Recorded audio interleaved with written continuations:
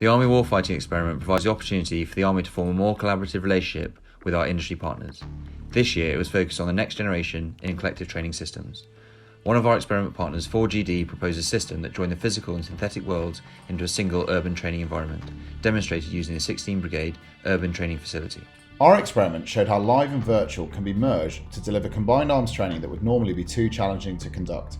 Using the UTF, a facility featuring SimWall and 4GAV, we incorporated our cutting-edge SimStriker target and effectors data capture system.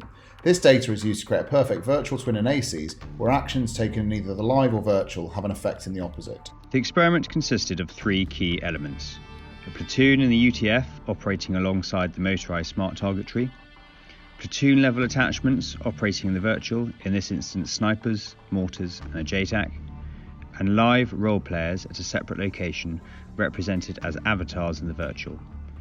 The UTF replicated 4 houses within Copel Down, while the virtual replicated the surrounding terrain. After a virtual insertion, the platoon make entry into the UTF. As the live clearance is conducted, the commander, using Bowman, instructs his snipers to engage targets. The snipers are viewing the virtual world using specialist scopes. If they hit the target, it has an effect both in the virtual and in the live, causing the smart target to drop.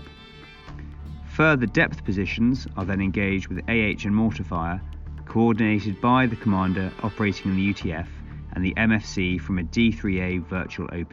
These virtual effects are replicated in the live UTF with sensory outputs such as audio, smoke and smell.